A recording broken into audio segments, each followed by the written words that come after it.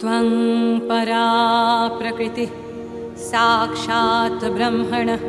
परमात्मनः त्वत्तो जातं जगत्सर्वं त्वं जगज्जननी शिवे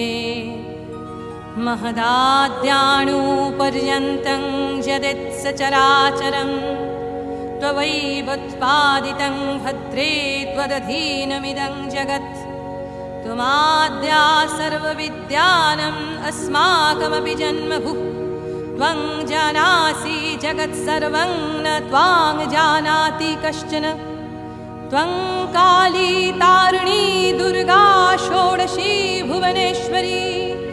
धूमावती त्वं बगला भैरवी छिन्नमस्तका त्वमन्नपूर्णा वाग्देवी त्वं देवी कमलालया सर्वशक्ति स्वरूपा त्वं सर्वदेवमयी तनुः